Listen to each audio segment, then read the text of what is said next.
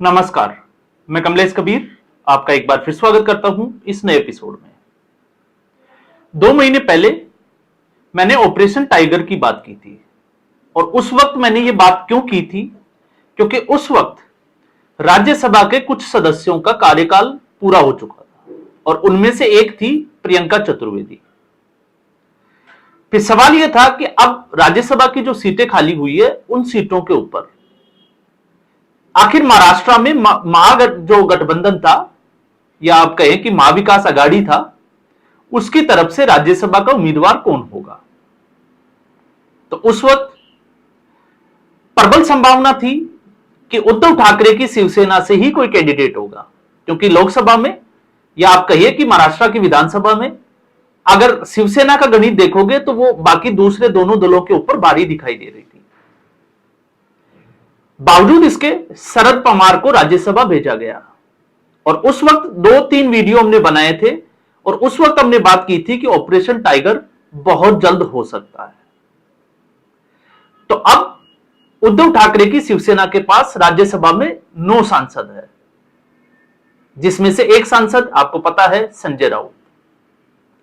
संजय राउत का कार्यकाल 2028 में पूरा होगा और ये जितना भी जो रायता फैला हुआ है उद्धव ठाकरे के गुट में, वो सारा संजय राउत की ही देन है। इसमें जो है वो कतई कोई बुराई नहीं है। लेकिन उस दिन जब हम बात कर रहे थे तो उस दिन एक और घटना घटी थी। संजय राउत और प्रियंका चतुर्वेदी के बीच में तू मैं और या हम कहें कि बहुत तगड़ी जो है वो बहस हुई थी। और कारण क्या था? कारण यह था कि उद्धव ठाकरे की शिवसेना की तरफ से किसी का नाम क्यों नहीं रखा गया, आखिर शरद पवार का नाम आगे क्यों किया गया।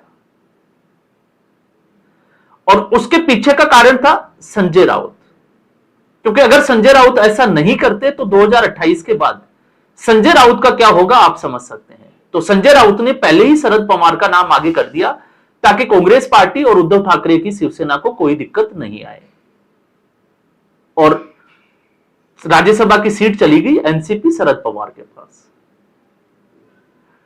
अब 9 में से 6 सांसद पाला बदलने को तैयार है। इनकी संख्या 7 भी हो सकती है। एकनाथ शिंदे के साथ उनकी जो है वो मीटिंग भी हो चुकी है और लगभग आप कह सकते हैं कि इस मानसून सत्र से पहले पहले अगर यह हो जाता है तो किसी को जो है वो आश्चर्यचकित होने की जरूरत नहीं है। इस वक्त विपक्ष की हालत क्या है और तो आपको समझना पड़ेगा विचारधारा को। विपक्षी पार्टियों का गठबंधन इंडिया अलायंस की बैठक हुई। उस अलायंस की बैठक में राहुल गांधी ने एक लेक्चर भी दिया और राहुल गांधी के सामने वो सभी पार्टियां बैठी थी जो कांग्रेस पार्टी से लड़कर सत्ता में आई, समाजवादी पार्टी से लेकर हर कोई। लेकिन राहुल गांधी लगातार विपक्ष की जो पार्टियां हैं, क्षेत्रीय दलों के कमजोर होने से राहुल गांधी को एक मौका मिला और राहुल गांधी ने सबको सुना भी दिया और ये सारी पार्टियां सुनती रही। जब हम विचारधारा की बात करते हैं तो इनकी विचारधारा जो है वो सिर्फ एक ही है, नरेंद्र मोदी को हराना, नरेंद्र मोदी को हटाना। इसके अलावा अगर आप देखोगे तो आप खुद सोचकर देखिए, केरल में विधानसभा चुनाव हुआ, इंडिया अलायंस ये दम भरता है कि इंडिया अलायंस की जीत हुई है, तो फिर केरल में चुनाव हारा कौन? Left party. और अगर लेफ्ट पार्टी चुनाव हारती है तो क्या वो इंडिया अलायंस का हिस्सा नहीं है? ये स्थिति है इस गठबंधन की। और फिर राहुल गांधी का यह कहना कि वो किसी भी सूरत में पिनरई विजयन से गले नहीं मिलेंगे, तो आप सोच सकते हैं कि यह गठबंधन कब तक चलेगा। तमिलनाडु में डीएमके के साथ गठबंधन, सीटें जो है वो साथ में मिलकर लड़े, सीटों का बंटवारा किया, लेकिन कांग्रेस पार्टी टीवीके के साथ चली गई। टीवीके इस गठबंधन का हिस्सा नहीं है और डीएमके इस गठबंधन में आई नहीं। टीएमसी की क्या हालत है आप समझ चुके हैं, हम बहुत सारे वीडियो में बात भी कर चुके हैं कि जिस तरीके से एक सिंडिकेट, पार्टी नहीं चलाकर सिंडिकेट चलाया ममता बनर्जी ने, अब वो ताश के पत्तों की तरफ बिखरता हुआ दिखाई दे रहा है, क्योंकि अब उसके पास पावर नहीं है, उसकी पावर खत्म हो चुकी है। लेकिन सवाल यह उठता है कि उद्धव ठाकरे की शिवसेना जो बची हुई है वो कहां जाकर रुकेगी। तो आने वाले समय तक अगर शिवसेना मातोश्री तक सीमित रह जाए तो इसमें किसी को जो है वो कुछ भी सोचने की जरूरत नहीं है और यह होने वाला है बहुत जल्दी। और इसके पीछे का कारण है लगातार टीवी पर बैठकर, लगातार गठबंधन की बैठक में गाली खाना, और गाली किस चीज की? वीर सावरकर। अभी जयंती चल रही है और वीर सावरकर की इस जयंती समारोह में वीर सावरकर को लगातार कांग्रेस पार्टी और उसके गठबंधन के जो सहयोगी दल है वो बैठकर गाली देते हैं, उसके सारे आरएसएस को गाली देते हैं, और उद्धव ठाकरे के जो प्रवक्ता है वो ये बैठकर सुनते हैं। तो आप सोच सकते हैं कि ये गठबंधन कब तक चलेगा। एक तरफ वो कहते हैं कि वो उनके आराध्य हैं, वो उनके पूजनीय हैं, और दूसरी तरफ अपने ही सहयोगी दलों से गाली खा रहे हैं। तो एक गाली सहयोगी दल दे रहे हैं तो दूसरी गाली पब्लिक भी दे रही है, जनता भी। जब से हिंदुत्व छोड़ा है, पार्टी ने अपनी विचारधारा को पटरी से उतारा है, उसके बाद से लगातार यह भुगतना पड़ रहा है उद्धव ठाकरे को। तो किसी को यह लगे कि ऑपरेशन टाइगर है या ऑपरेशन लोटस है, नहीं, यह विचारधारा है। क्योंकि जिस विचारधारा को उद्धव ठाकरे ने छोड़ दिया, जनता ने उद्धव ठाकरे को छोड़ दिया। वैसे बाला साहब ठाकरे को लेकर भी मेरे जो विचार है वो बिल्कुल इतने अच्छे भी नहीं है कि आपको लगे कि कट्टर हिंदुत्व की छवि और कांग्रेस के धुर विरोधी।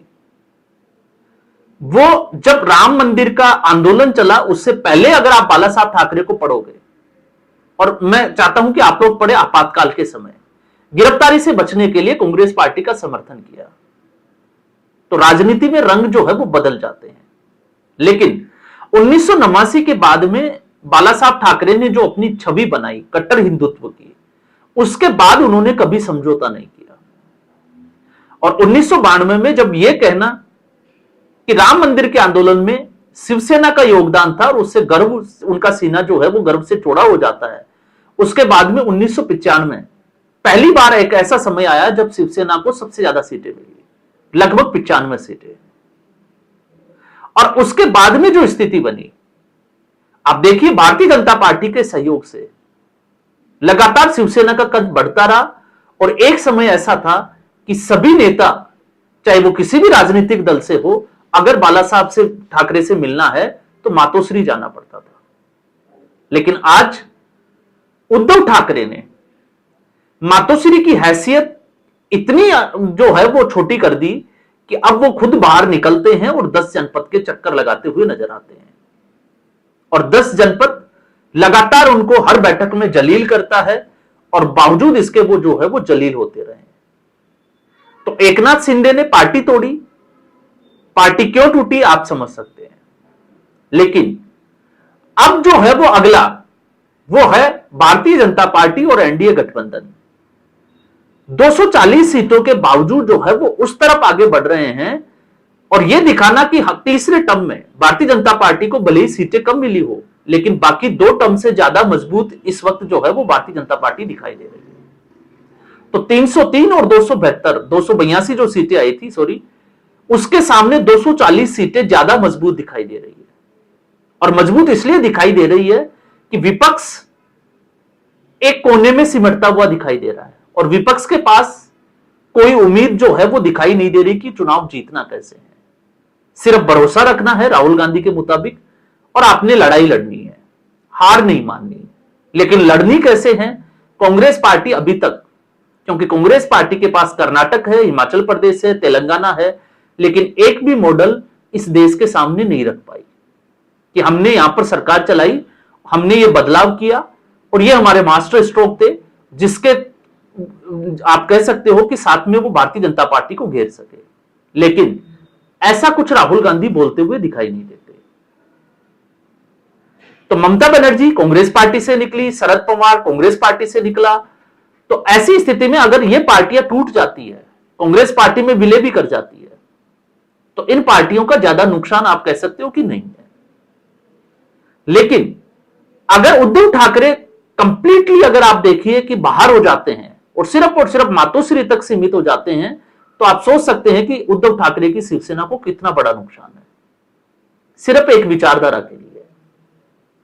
और ऐसे में अब सिर्फ और सिर्फ इस गठबंधन में एक ही पार्टी बचती है, समाजवादी पार्टी। समाजवादी पार्टी की मजबूरी है, गठबंधन होगा, दिखाई देता है कि 2027 में होगा ही होगा। किन शर्तों पर होगा, किस तरीके से होगा, यह उस वक्त तक के लिए जो है वो हम छोड़ देते हैं।